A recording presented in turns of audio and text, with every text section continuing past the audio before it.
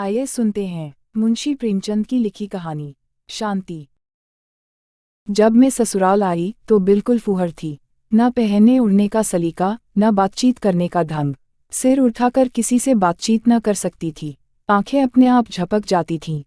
किसी के सामने जाते शर्माती, स्त्रियों तक के सामने बिना घूंघट के झिझक होती थी। मैं कुछ हिंदी पढ़ी हुई थी, पर उपन्यास, नाटक आदि के पढ़ने में आनंद न आता था। फुर्सत मिलने पर रामायण पढ़ती। उसमें मेरा मन बहुत लगता था। मैं उसे मनुष्यकृत नहीं समझती थी। मुझे पूरा पूरा विश्वास था कि उसे किसी देवता ने स्वयं रचा होगा। मैं मनुष्यों को इतना बुद्धिमान और सहृदय नहीं समझती थी। मैं दिन भर घर का कोई न कोई काम करती रहती, और कोई काम न रहता तो चरखे पर सूत काटती। अपनी बूढ़ी सास से थर थर कांपती थी। एक दिन दाल में नमक अधिक हो गया। ससुर जी ने भोजन के समय सिर्फ इतना ही कहा, नमक जरा अंदाज से डाला करो। इतना सुनते ही हृदय कांपने लगा, मानो मुझे इससे अधिक कोई वेदना नहीं पहुंचाई जा सकती थी। लेकिन मेरा यह फूहड़पन मेरे बाबूजी पतिदेव को पसंद न आता था। वह वकील थे। उन्होंने शिक्षा की ऊंची से ऊंची डिग्रियां पाई थीं। वह मुझ पर प्रेम अवश्य करते थे, पर उस प्रेम में दया की मात्रा अधिक होती थी। स्त्रियों के रहन सहन और शिक्षा के संबंध में उनके विचार बहुत ही उदार थे। वह मुझे उन विचारों से बहुत नीचे देखकर कदाचित मन ही मन खिन्न होते थे, परंतु उसमें मेरा कोई अपराध न देखकर हमारे रस्म रिवाज पर झुंझलाते थे। उन्हें मेरे साथ बैठकर बातचीत करने में जरा आनंद न आता। सोने आते तो कोई न कोई अंग्रेजी पुस्तक साथ लाते और नींद न आने तक पढ़ा करते। जो कभी मैं पूछ बैठती कि क्या पढ़ते हो, तो मेरी ओर करुण दृष्टि से देखकर उत्तर देते, तुम्हें क्या बतलाऊं, यह ऑस्कर वाइल्ड की सर्वश्रेष्ठ रचना है। मैं अपनी अयोग्यता पर बहुत लज्जित थी। अपने को धिक्कारती, मैं ऐसे विद्वान पुरुष के योग्य नहीं हूँ। मुझे किसी उजड़ के घर पढ़ना था। बाबूजी मुझे निरादर की दृष्टि से नहीं देखते थे, यही मेरे लिए सौभाग्य की बात थी। एक दिन संध्या समय में रामायण पढ़ रही थी। भरत जी रामचंद्र जी की खोज में निकले थे। उनका करुण विलाप पढ़कर मेरा हृदय गदगद हो रहा था। नेत्रों से अश्रुधारा बह रही थी।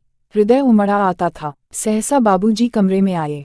मैंने पुस्तक तुरंत बंद कर दी। उनके सामने मैं अपने फूहड़पन को भरसक प्रकट न होने देती थी। लेकिन उन्होंने पुस्तक देख ली और पूछा, रामायण है ना? मैंने अपराधियों की भांति सिर झुकाकर कहा, हाँ, जरा देख रही थी।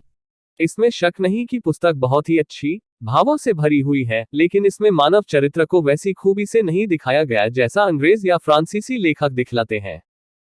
तुम्हारी समझ में तो ना आवेगा, लेकिन कहने में क्या हर्ज है। यूरोप में आजकल स्वाभाविकता, रियलिज्म का जमाना है। वे लोग मनोभावों के उत्थान और पतन का ऐसा वास्तविक वर्णन करते हैं कि पढ़कर आश्चर्य होता है। हमारे यहाँ कवियों को पग पग पर धर्म तथा नीति का ध्यान रखना पड़ता है, इसलिए कभी कभी उनके भावों में अस्वाभाविकता आ जाती है, और यही त्रुटि तुलसीदास में भी है। मेरी समझ में उस समय कुछ भी ना आया। मेरे लिए तो यही बहुत है, अंग्रेजी पुस्तकें कैसे समझूं। कोई कठिन बात नहीं। 1 घंटे भी रोज पढ़ो तो थोड़े ही समय में काफी योग्यता प्राप्त कर सकती हो, पर तुमने तो मानो मेरी बातें न मानने की सौगंध ही खा ली है। कितना समझाया कि मुझसे शर्म करने की आवश्यकता नहीं, पर तुम्हारे ऊपर कुछ असर न पड़ा। कितना कहता हूं कि जरा सफाई से रहा करो। परमात्मा सुंदरता देता है तो चाहता है कि उसका श्रृंगार भी होता रहे, लेकिन जान पड़ता है तुम्हारी दृष्टि में उसका कुछ भी मूल्य नहीं। या शायद तुम समझती हो कि मेरे जैसे कुरूप मनुष्य के लिए तुम चाहे जैसे भी रहो, आवश्यकता से अधिक अच्छी हो। यह अत्याचार मेरे ऊपर है। तुम मुझे ठोक पीट कर वैराग्य सिखाना चाहती हो। जब मैं दिन रात मेहनत करके कमाता हूं, तो स्वभावतः मेरी यह इच्छा होती है कि उस द्रव्य का सबसे उत्तम व्यय हो। परंतु तुम्हारा फूहड़पन और पुराने विचार मेरे सारे परिश्रम पर पानी फेर देते हैं। स्त्रियां केवल भोजन बनाने, बच्चे पालने, पति की सेवा करने और एकादशी व्रत रखने के लिए नहीं है। उनके जीवन का लक्ष्य इससे बहुत ऊंचा है। वे मनुष्यों के समस्त सामाजिक और मानसिक विषयों में समान रूप से भाग लेने की अधिकारिणी है। उन्हें भी मनुष्यों की भांति स्वतंत्र रहने का अधिकार प्राप्त है। मुझे तुम्हारी यह बंदी दशा देखकर बड़ा कष्ट होता है। स्त्री पुरुष की अर्धांगिनी मानी गई है, लेकिन तुम मेरी मानसिक और सामाजिक किसी आवश्यकता को पूरा नहीं कर सकती। मेरा और तुम्हारा धर्म अलग, आचार विचार अलग, आमोद प्रमोद के विषय अलग। जीवन के किसी कार्य में मुझे तुमसे किसी प्रकार की सहायता नहीं मिल सकती। तुम स्वयं विचार सकती हो कि ऐसी दशा में मेरी जिंदगी कैसी बुरी तरह कट रही है। बाबूजी का कहना बिल्कुल यथार्थ था। मैं उनके गले में एक जंजीर की भांति पड़ी हुई थी। उस दिन से मैंने उन्हीं के कहे अनुसार चलने की दृढ़ प्रतिज्ञा कर ली। अपने देवता को किस भांति अप्रसन्न करती। यह तो कैसे कहूं कि मुझे पहनने उड़ने से प्रेम न था और उतना ही था जितना दूसरी स्त्रियों को होता है। जब बालक और वृद्ध तक श्रृंगार पसंद करते हैं तो मैं तो युवती ठहरी। मन भीतर ही भीतर मचल कर रह जाता था। मेरे मायके में मोटा खाने और मोटा पहनने की चाल थी। मेरी माँ और दादी हाथों से सूत काटती थीं और जुलाहे से उसी सूत के कपड़े बुनवा लिए जाते थे। बाहर से बहुत कम कपड़े आते थे। मैं जरा महीन कपड़ा पहनना चाहती या श्रृंगार की रुचि दिखाती तो अम्मा फौरन टोकती और समझाती कि बहुत बनाव संवार भले घर की लड़कियों को शोभा नहीं देता। ऐसी आदत अच्छी नहीं। यदि कभी वह मुझे दर्पण के सामने देख लेती तो झिड़कने लगती, परंतु अब बाबूजी की जिद से मेरी यह झिझक जाती रही। मेरी सास और नंदे मेरे बनाव श्रृंगार पर नाक भान सिकोड़ती, पर मुझे अब उनकी परवाह न थी। बाबूजी की प्रेम परिपूर्ण दृष्टि के लिए मैं झिड़कियां भी सह सकती थी। अब उनके और मेरे विचारों में समानता आती जाती थी। वह अधिक प्रसन्नचित जान पड़ते थे। वह मेरे लिए फैशनेबल साड़ियाँ, सुंदर जाकटें, चमकते हुए जूते और कामदार स्लीपरें लाया करते, पर मैं इन वस्तुओं को धारण कर किसी के सामने न निकलती। ये वस्त्र केवल बाबूजी के ही सामने पहनने के लिए रखे थे। मुझे इस प्रकार बनी ठनी देखकर उन्हें बड़ी प्रसन्नता होती थी। स्त्री अपने पति की प्रसन्नता के लिए क्या नहीं कर सकती। अब घर के कामकाज से मेरा अधिक समय बनाव श्रृंगार तथा पुस्तकावलोकन में ही बीतने लगा। पुस्तकों से मुझे प्रेम होने लगा था। यद्यपि अभी तक मैं अपने सास ससुर का लिहाज करती थी, उनके सामने बूट और गाउन पहनकर निकलने का मुझे साहस न होता था, पर मुझे उनकी शिक्षापूर्ण बातें न भाती थीं। मैं सोचती, जब मेरा पति सैकड़ों रुपये महीने कमाता है तो घर में चेरी बनकर क्यों रहूं? यूं अपनी इच्छा से चाहे जितना काम करूं, पर वे लोग मुझे आज्ञा देने वाले कौन होते हैं? मुझमें आत्माभिमान की मात्र बढ़ने लगी। यदि अम्मा मुझे कोई काम करने को कहती तो मैं अदबदा कर टाल जाती। एक दिन उन्होंने कहा, सवेरे के जलपान के लिए कुछ दाल मोठ बना लो। मैं बात अनसुनी कर गई।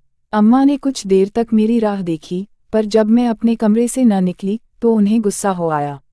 वह बड़ी ही चिड़चिड़ी प्रकृति की थीं, तनिक सी बात पर तुनक जाती थीं। उन्हें अपनी प्रतिष्ठा का इतना अभिमान था कि मुझे बिल्कुल लौड़ी समझती थीं। हाँ, अपनी पुत्रियों से सदैव नम्रता से पेश आती, बल्कि मैं तो यह कहूंगी कि उन्हें सिर चढ़ा रखा था। वह क्रोध में भरी हुई मेरे कमरे के द्वार पर आकर बोली, तुमसे मैंने दाल मोठ बनाने को कहा था, बनाया? मैं कुछ रुष्ट होकर बोली, अभी फुर्सत नहीं मिली। तो तुम्हारी जान में दिन भर पड़े रहना ही बड़ा काम है। यह आजकल तुम्हें हो क्या गया है? किस घमंड में हो? क्या यह सोचती हो कि मेरा पति कमाता है तो मैं काम क्यों करूं? इस घमंड में न भूलना, तुम्हारा पति लाख कमाए, लेकिन घर में राज मेरा ही रहेगा। आज वो 4 पैसे कमाने लगा है तो तुम्हें मालकिन बनने की हवस हो रही है, लेकिन उसे पालने पोसने तुम नहीं आई थी। मैंने ही उसे पढ़ा लिखा कर इस योग्य बनाया है। वाह, कल की छोकरी और अभी से यह गुमान। मैं रोने लगी। मुंह से एक बात न निकली।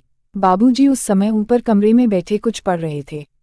ये बातें उन्होंने सुनी। उन्हें बड़ा कष्ट हुआ। रात को जब वह घर आए तो बोले, देखा तुमने आज अम्मा का क्रोध।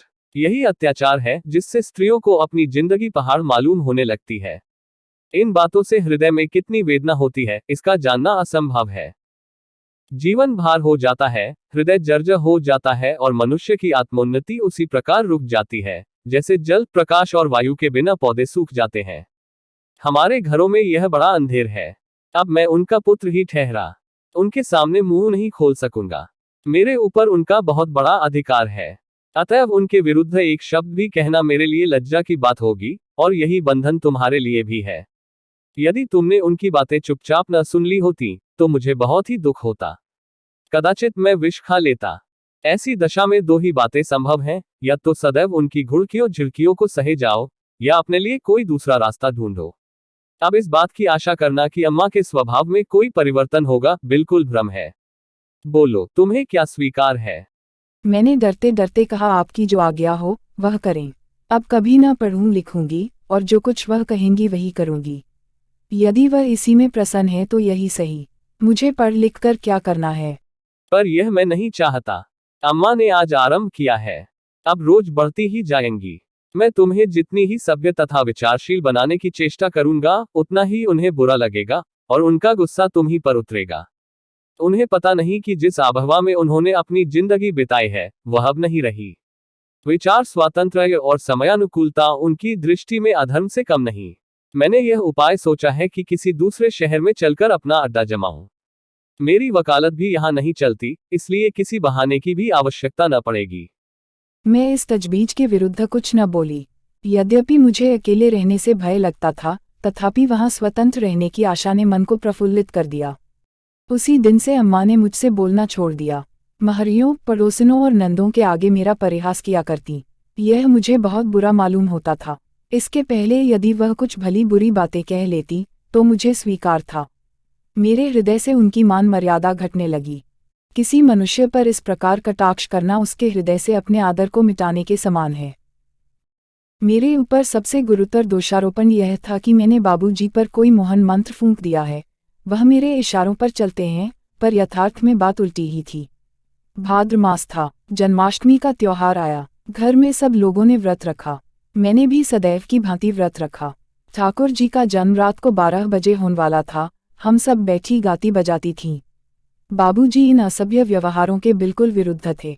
वह होली के दिन रंग भी न खेलते, गाने बजाने की तो बात ही अलग। रात को 1 बजे जब मैं उनके कमरे में गई तो मुझे समझाने लगे, इस प्रकार शरीर को कष्ट देने से क्या लाभ। कृष्ण महापुरुष अवश्य थे और उनकी पूजा करना हमारा कर्तव्य है, पर इस गाने बजाने से क्या फायदा। इस ढोंग का नाम धर्म नहीं है। धर्म का संबंध सच्चाई और ईमान से है, दिखावे से नहीं। बाबूजी स्वयं इसी मार्ग का अनुकरण करते थे। वह भगवद गीता की अत्यंत प्रशंसा करते पर उसका पाठ कभी न करते थे। उपनिषदों की प्रशंसा में उनके मुख से मानो पुष्प वृष्टि होने लगती थी, पर मैंने उन्हें कभी कोई उपनिषद पढ़ते नहीं देखा। वह हिंदू धर्म के गूढ़ तत्व ज्ञान पर लट्टू थे, पर उसे समयानुकूल नहीं समझते थे। विशेषकर वेदांत को तो भारत की अवनति का मूल कारण समझते थे। वह कहा करते कि इसी वेदांत ने हमको चौपट कर दिया। हम दुनिया के पदार्थों को तुच्छ समझने लगे, जिसका फल अब तक भुगत रहे हैं। अब उन्नति का समय है। चुपचाप बैठे रहने से निर्वाह नहीं। संतोष ने ही भारत को गारत कर दिया। उस समय उनको उत्तर देने की शक्ति मुझमें कहाँ थी। हाँ, अब जान पड़ता है कि वह यूरोपियन सभ्यता के चक्कर में पड़े हुए थे। अब वह स्वयं ऐसी बातें नहीं करते। वह जोश अब ठंडा हो चला है।